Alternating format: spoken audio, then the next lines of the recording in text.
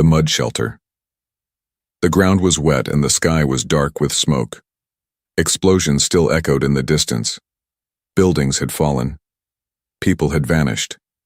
But he was still alive, and so was his daughter. Kalev ran through the thick trees, his arms shaking as he held his little girl close to his chest. Her name was Lyra.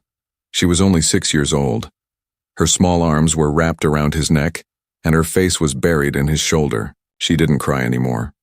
She was too scared to cry. Behind them, the sky glowed orange. The machines were coming again. Flying drones with sharp lights and loud speakers. They searched for anyone left alive, especially aliens like them. "We're almost there," Kalev whispered, though he wasn't sure where there was. He spotted an old ditch filled with broken roots, thick vines, and mud. He jumped down into it and landed hard. Lyra let out a tiny whimper. He looked around. This place was hidden. No drones would see inside. "I need you to be very brave, my star," he said softly, setting her down. "We have to play a game now, a hiding game." Lyra nodded. Her dark eyes looked up at him without blinking. Kalev scooped up handfuls of wet mud and began rubbing it all over her body, her face, her arms, even her hair. She didn't move. She trusted him. She always had. The mud was cold, but it would hide her body heat. The drones couldn't scan through thick mud. When he was done, he wrapped her in leaves and gently placed her between the roots. Then he covered her with sticks and vines, leaving just a tiny hole so she could breathe. "Don't move. Don't make a sound. Not even if you hear my voice," he said. She gave a tiny nod. Then Kalev moved away. He sat nearby with a broken metal pipe in his hands. It wasn't much, but he would fight if he had to. The sound of engines grew louder. A black drone flew over the trees. It scanned the area with red light. Kalev froze. The drone hovered. It moved side to side, searching. He held his breath. Suddenly it stopped and turned. Then, just like that, it flew away. Kalev didn't move for 5 full minutes. Finally, he stood up and rushed back to the hidden spot. He pulled away the branches. Lyra's eyes opened. She smiled. "You did perfect," Kalev whispered, hugging her tight. But then a sound came, a soft crunch of leaves under heavy boots. Kalev's head snapped around. He grabbed the metal pipe and stood in front of his daughter. A man stepped out of the trees. He was tall, wearing an old brown coat with tools hanging from his belt. His face was rough, with a short beard and tired eyes. His hands were raised, showing he wasn't holding a weapon. "I'm not here to hurt you," the man said. "I saw the drone. I stayed quiet." Kalev didn't lower the pipe. "You have a child," the man said. "She shouldn't be out here." "No one's helping us," Kalev said sharply. "We're alien. You're human." "I know," the man said. "That's why I'm here." Kalev stared. "Why would a human help us?" "Because I had a daughter once," the man said softly. "And I know what you'd do to keep her safe." Kalev didn't answer. The man pointed behind him. "I live just a mile from here, an old metal shop. It's hidden. I have clean water, blankets, food." Silence. Lyra peeked from behind her father's leg. The man smiled gently at her. "My name's Rye," he said. "You can come with me. Or stay out here. But another drone won't miss next time." Kalev looked down at his daughter. She was shivering. Her lips were turning blue. He lowered the pipe. "You lead," he said. Rye nodded and turned. Kalev picked up Lyra and followed. As they walked through the quiet forest, Kalev whispered, "If you hurt her, I will kill you." Rye only replied, "You're a good father, I'd do the same." The metal shop was hidden behind a wall of overgrown plants and scrap piles. Kalev had walked in silence, holding Lyra close to his chest as she slept, weak from cold and fear. Rye, the human stranger, had led the way without speaking, only pausing now and then to make sure they weren't being followed. The sound of the wind against broken signs and rusted metal made the place feel like a ghost town. No voices, no machines, no patrols, just emptiness. When Rai finally pushed open a large metal door, it creaked like an old cry. Inside was warmer than expected. Broken machines lay everywhere, but in the far corner there was a space that looked almost like a home. Blankets, food cans, a small stove with a low flame. A hand-drawn picture of a smiling child was pinned to the wall. It was a girl, maybe Lyra's age, drawn in bright colors that had faded with time. "You can rest here," Rai said, pointing to the bedroll. "I'll heat up something warm." Kalev didn't move. He looked around carefully. Windows, exits, tools that could be weapons. He didn't trust humans. Not after what happened to his wife. Not after the camps, the drones, the walls. "I'll eat first," Kalev said, his voice flat. "Then she eats." Rai nodded. "That's fair." He opened a can and poured soup into a pot. The smell made Kalev's stomach tighten. He hadn't eaten in days, but he didn't show weakness. He sat, legs crossed, and watched every move Rai made. Lyra stirred in his arms. She coughed and her face twisted. She was burning with fever. Her skin felt too hot, her breathing too fast. "She needs medicine," Kalev said sharply. "Do you have any?" "Not much," Rai replied, opening a small tin box. "But this helped me once. It's for humans, but might work." Kalev hesitated. Then he gently placed Lyra down, took the medicine, and gave her a small dose. She coughed again, then slowly leaned into the blanket, her breathing softening. "Why are you helping us?" Kalev finally asked, not looking at him. Rai didn't answer right away. He stirred the soup, poured some into a bowl, and handed it over. "I had a daughter," he said finally. "Her name was Amy. We got separated in the first week of the invasion. I looked for her, every city, every checkpoint. I never found her, just that drawing." He nodded at the picture on the wall. Kalev looked at it. The girl in the drawing had the same wide smile Lyra once had. Before the bombs, before the running. "You think saving my daughter will bring your own back?" Kalev asked, suspicious. "No," Rai said quietly. "But maybe I can stop another father from feeling the same pain I do." Kalev didn't speak after that. He just ate. Every bite felt like a war in his mouth. His body wanted it, but his mind didn't want to owe the human anything. After he finished, he gave Lyra her share.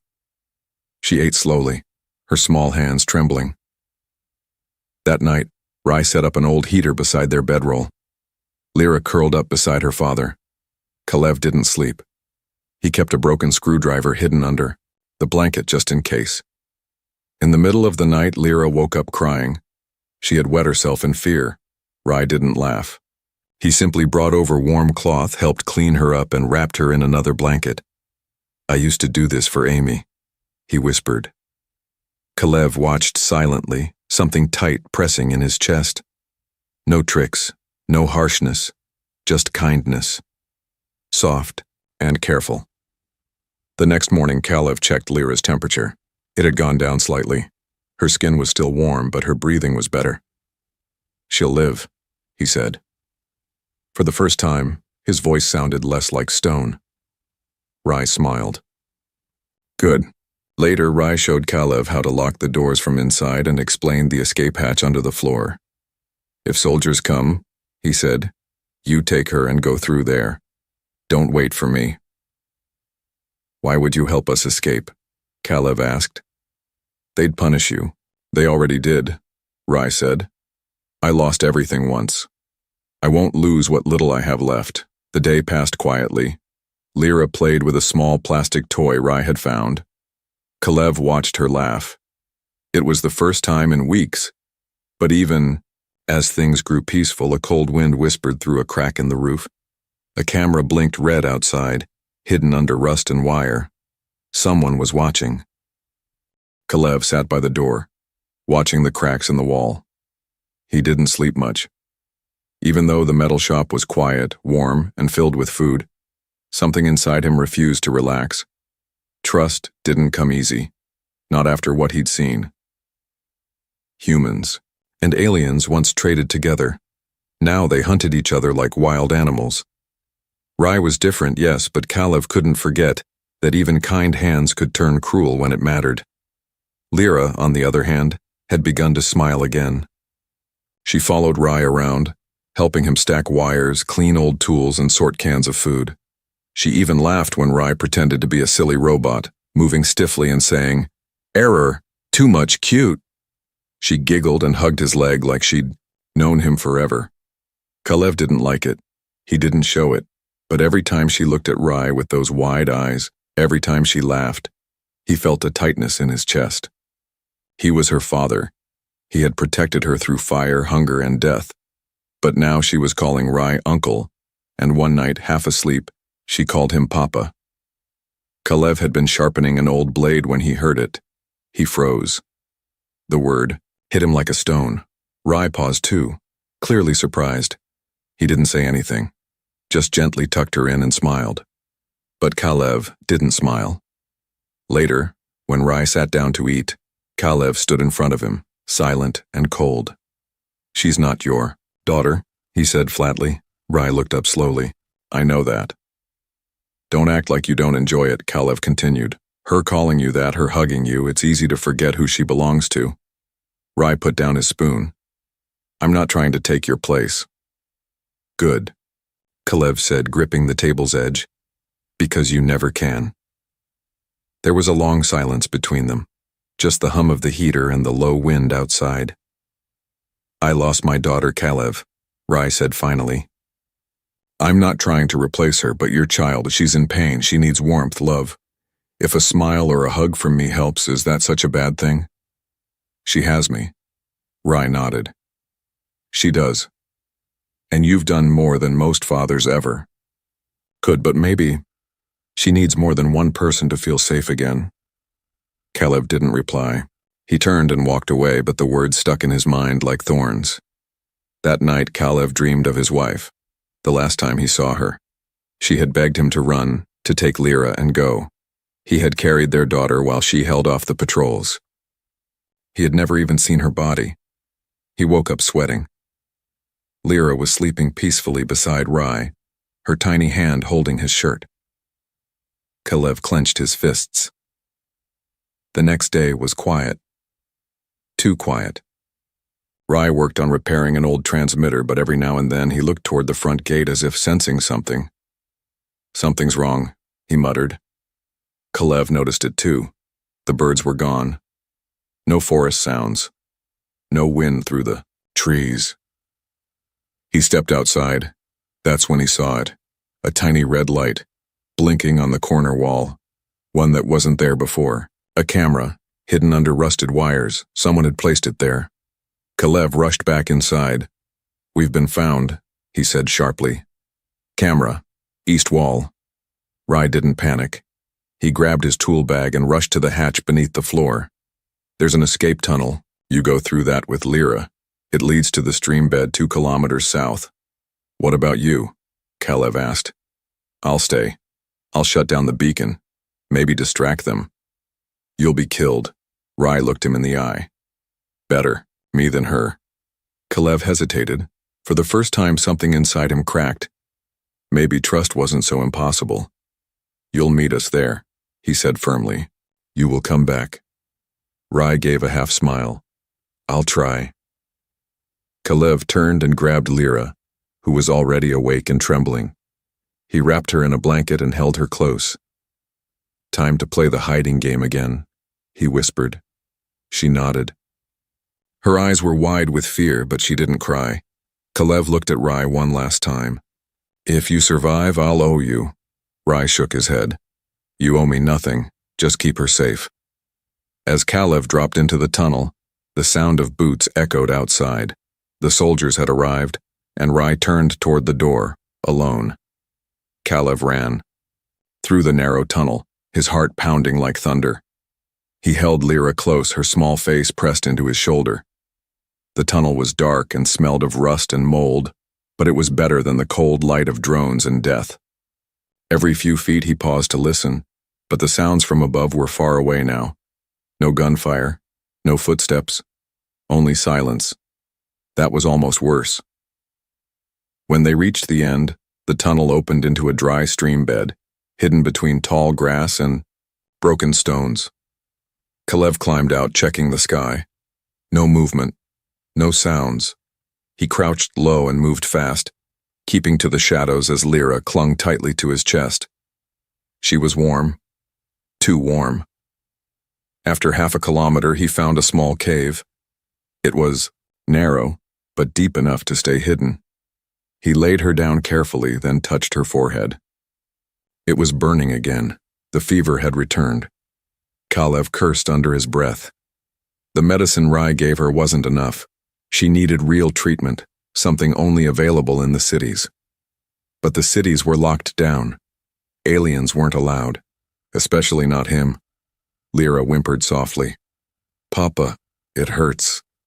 "I know," he whispered, brushing back her tangled hair. "Just hold on, just a little longer." He gave her water from his bottle, but she could barely drink. He looked around. Nothing. No shelter. No help. And Rai had not returned. Hours passed. The sun began to set behind the dead trees. Shadows stretched across the land like long fingers. Kalev stood guard at the cave's entrance, gripping a sharp stick he'd shaped from broken metal.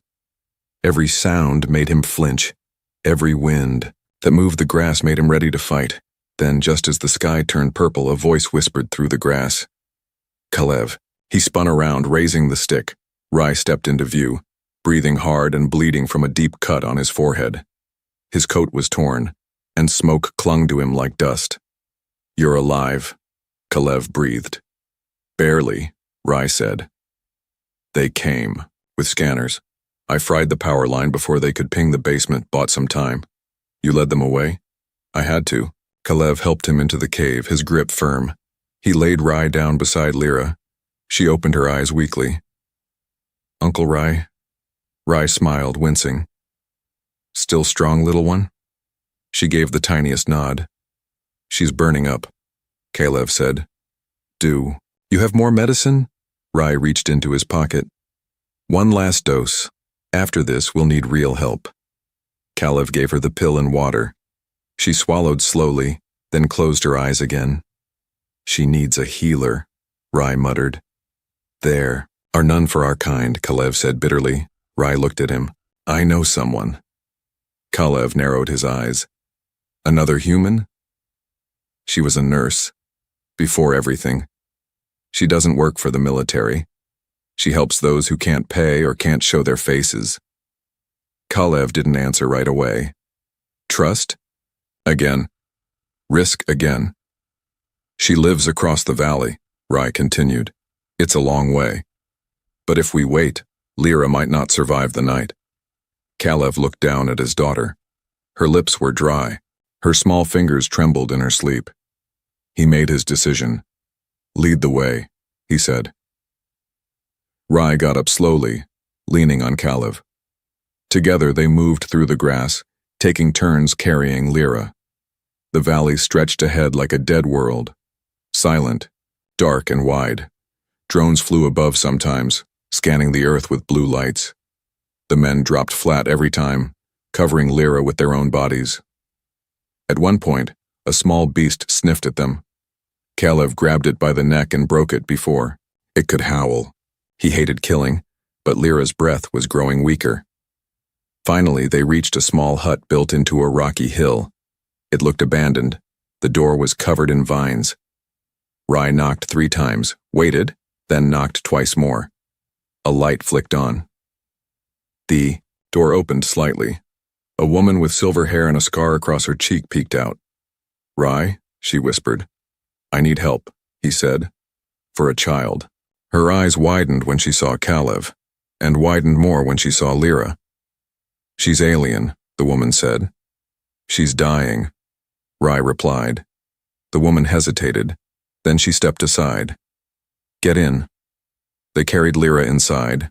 The woman cleared a table and laid her down gently. She moved fast, checking pulse, opening drawers, mixing things. Kalev watched closely, ready to stop her if anything seemed wrong. "I don't care what species she is," the woman said. She's just a girl. That's all I see. She looked at Kalev. And you're just her father. That's all that matters tonight. Kalev didn't answer. But for the first time in weeks, he didn't feel completely alone. The small hut smelled of herbs and smoke. Bottles clinked softly as the nurse moved fast, mixing medicine in a chipped bowl. Kalev sat near the wall, his hands trembling, though he hid it behind a cold stare. Lyra lay on the wooden table, pale and barely breathing. Her chest rose and fell like a whisper. Every few seconds a low sound escaped her lips, weak and painful. Rai leaned against the doorframe, his face pale from the blood loss. The cut on his head had reopened during the climb to the hut. Still, he said nothing. His eyes stayed on Lyra. The nurse, her name was Mara, worked quickly. Her hands were rough but careful. She injected a glowing green serum into Lyra's arm, then rubbed a dark salve across her chest. The girl twitched but didn't wake. She'll sleep through it, Mara said softly. The serum should kill the fever, but it's going to hurt, her body first. You'll think she's getting worse, but if she survives the next hour, she'll live. Kalev nodded once. His throat was too tight to speak. Rai turned to the window. Any sign? Mara shook her head. Nothing yet, but they all felt it. The air had changed. There was tension outside, like something was waiting just beyond the trees. Suddenly a knock. 4 times. Then silence. Kalev stood, eyes narrowing. Mara went to the door. No one knows this place, she said, confused. The knock came again. Rai stepped forward and peeked through the slit in the wood. His body froze. It's him, Rai whispered. Lieutenant Soren. Kalev's face darkened. A soldier? He was my friend once, Rai said. He saved my life in the 3rd wave, but now he works for the enforcers. Kalev grabbed a knife from the table. No, Rai said quickly. Let me talk first.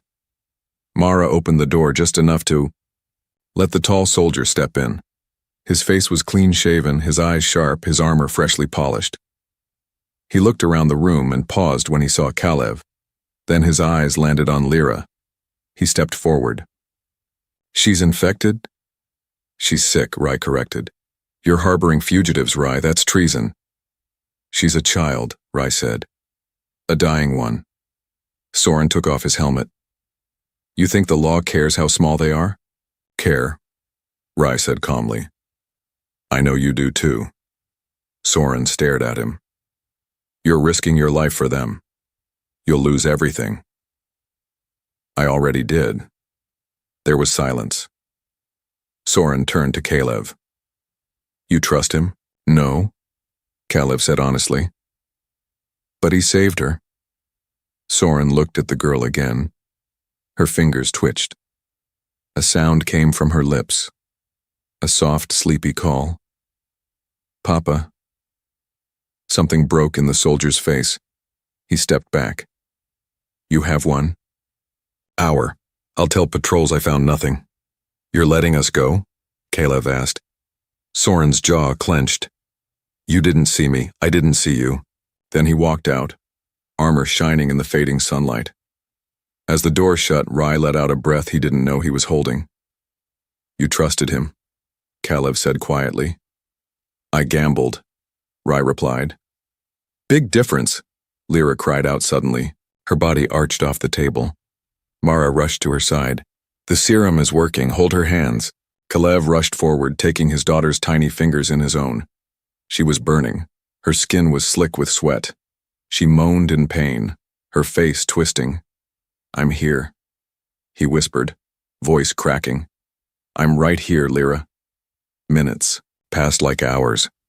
The fever raged through her body like fire. Kalev couldn't do anything but hold her and whisper her name. Rai and Mara stood by in silence. And then, finally, her breathing slowed. Her body went still. Kalev panicked. Is she? No, Mara said, placing a hand on his shoulder. She's sleeping. The fever is broken. Kalev looked down at her. Her cheeks were no longer pale. Her skin had color again. He knelt beside the table, covered her with a blanket, and pressed his forehead to her hand.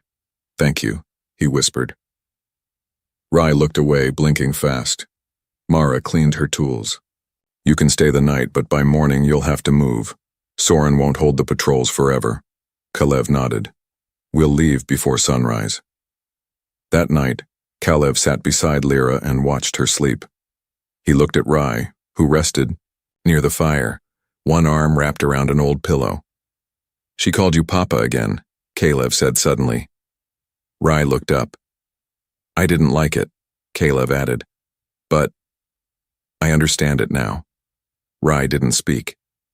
Kalev smiled faintly. "You're not her father, but you're something important. You gave her safety when I couldn't." Rai's eyes softened. "She gives me a reason to wake up." Kalev nodded.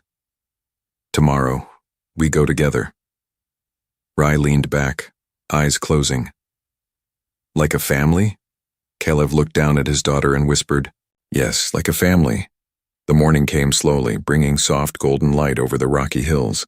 The cold air slipped through the cracks in the hut, but it no longer felt sharp. It felt like a beginning. Lyra woke first. Her eyelids fluttered open, and she blinked as the sunlight touched her face. Her small fingers stretched out, reaching for the warmth beside her. Kalev was already sitting near her bed, watching her quietly. As her eyes met his, a tired but real smile formed on her lips. "You stayed," she whispered. "Always," he replied, brushing the hair from her forehead. Her fever was gone. Her skin felt normal. The dangerous glow in her eyes had faded. She was healing, not just her body, but something deeper. For the first time in weeks, she looked like a child again, not a ghost running from war. Rai stirred near the fire, rubbing his eyes. When he saw her awake and smiling, he let out a soft breath and grinned. "You scared us, sunshine," he said, sitting up. "I dreamed I had two papas," Lyra said, tilting her head. "One with strong arms, one who smelled like fire." Kalev raised a brow. "Which one am I?" "You're the strong one," she said without hesitation. "Uncle Rai smells like smoke and old wires." Rai laughed. "Fair enough." Mara packed, her things in the background, quietly cleaning up the space. "You all need to leave before the sun climbs higher," she said. "Patrols will sweep the ridge by midday." Kalev stood, his body still aching from days of travel and tension. "Thank you, Mara. You didn't have to help us." She looked at him, her scar catching the light. "You're wrong. I did have to. Because when I was a child, someone hid. Me too. And now I pass it on." Kalev nodded with respect. By mid-morning, they were walking down a narrow path through the woods. Lyra walked this time, slowly, carefully, holding both her father's hand and Rai's. Her tiny boots crunched leaves, and her eyes sparkled every time a bird chirped or a breeze moved the branches above. They didn't know where they were going yet. But they were moving. That was enough. They stopped near a small creek to rest. Rai worked on making a warm drink using wild roots he'd picked up on the way. Kalev sat on a stone, watching his daughter play with water. "She's stronger than I thought," he said. "She got that from you," Rai answered, handing him a warm cup. "She's stubborn too," Kalev smirked. "That part's from her mother." There was a long silence between them, but this time it wasn't tense. It was peaceful. "I thought I'd lost everything," Kalev said. "When my wife died, when we ran from the city, I didn't think I could protect her anymore. I thought I was just keeping her alive one day at a time." "You were," Rai said, "and you did." Kalev turned to him. "But then you showed up, and she started smiling again, laughing, sleeping without shaking. You gave her more than safety. You gave her childhood back." Rai looked away. "I just did what felt right." "You did more than that," Kalev said, his voice steady. "You didn't have to stay, but you did. That makes you family." Rai blinked. "You mean that?" "I do." They drank in silence, the wind carrying the soft sounds of Lyra's laughter. Suddenly she ran up to them holding a rock shaped like a heart. "Look," she said, grinning. "I found a treasure." Kalev took the rock from her and looked at it closely. "This is rare," he said. "You should keep it." "No," Lyra said. She looked at both of them. "It's for our home." "Our home?" Rye asked. "Yeah," she said seriously. "Wherever we go next. You're both coming, right?" Kalev and Rye exchanged a look. Then they both nodded. "Wherever you go," Kalev said. "We go too." They left the creek before noon, heading deeper into the forest. Rye knew of an old farming town, hidden behind hills where laws were looser and people minded their own business. It wasn't paradise, but it was peaceful. Along the way, they built small fires at night. They told stories. Kalev spoke of stars.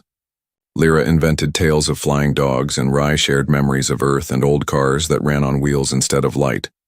And day by day, something grew between them. It wasn't fast. It wasn't loud, but it was real. It was family, built not by blood but by survival, trust, and love. And as they walked toward that quiet town, Lyra held her treasure rock tight, because she knew, no matter what came next, she wasn't running anymore. She was going home. The town was quiet, built between two hills with fields of yellow grass and old metal homes half swallowed by earth. No guards, no towers, no drones in the sky, just windmills turning slowly and smoke rising gently from chimneys. A place forgotten by war, or perhaps ignored. That's what Rye had promised, and for once his words held true. Kalev stood at the edge of the hill, holding Lyra in his arms. Her eyes were wide as she looked down at the peaceful valley below. She saw goats walking near fences, children running, through narrow paths, and humans and aliens working side by side under the same sun. "Is this it?" she asked softly. Kalev looked at Rye, who stood beside him with a quiet smile. "This is it." They walked down together, 3 figures covered, in travel dust but walking tall. At the entrance of the town, a woman waved them over. She was human, middle-aged, with one metal arm and kind eyes. "You must be the ones Rye told us about," she said. "We don't ask where you came from, only if you're willing to help build." "I can work," Kalev said. "I can fix machines," Rye added. The woman nodded. "Then welcome home." She gave them a key to a small house near the well. The building was simple. 2 rooms, a roof patched with old solar panels, and a wooden bench in front. Lyra ran inside first, laughing as her boots hit the floor. "It's not made of mud," she shouted joyfully. Kalev smiled. "Not this time." That evening they lit a fire outside. The stars came out and the wind was soft. Lyra sat between them, holding the rock she'd found, the heart-shaped one she'd called a treasure. She placed it on the bench gently.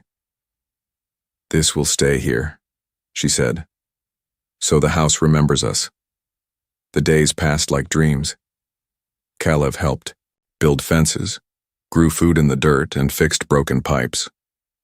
Rye repaired old water pumps and cleaned solar units. Lyra made friends with the local kids, half of them alien, half human, none of them caring who came from where.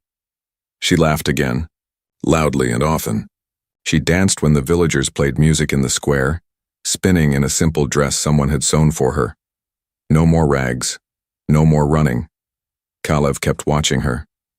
Every morning when she hugged him, he felt his heart grow lighter. Every time, she called out for Rye, asking him to help fix her toys or show her how to cook something strange.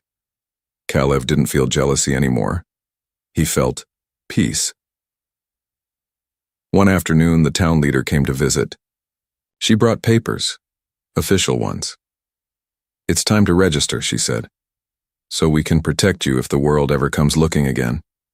Kalev nodded slowly. "What name should we write?" Lyra answered before anyone else could speak. "Not just mine," she said. "All of us." The leader looked at her kindly. "What would you like it to be?" Lyra stood tall, holding both Rye and Kalev's hands. "We're not just lost people anymore, we're a family now. I want a name that shows that." Kalev bent down. "And what name would that be, Little Star?" Lyra smiled. her voice clear and proud. Lyra, home fire, because I found a home, and you both lit the fire. The leader wrote it down. Kalev, home fire, Rai, home fire, a girl, a father, and a man who chose to stay. Not by blood, by bond. That night, they had a small feast, with their neighbors. The fire crackled, children ran through the dust, and music filled the air. Lyra wore a flower crown. She sat on Kalev's lap and leaned her head on Rai's shoulder.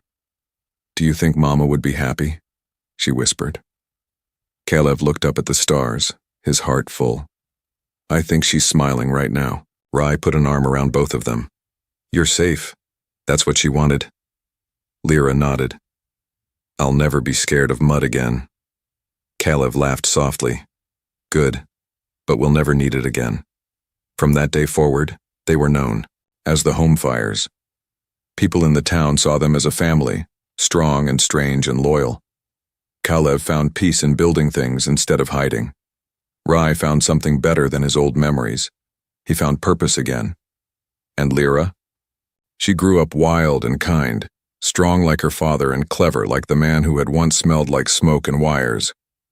The past didn't vanish, but it no longer ruled them, because in that small town, far from war and fear, they had built something better, something called home.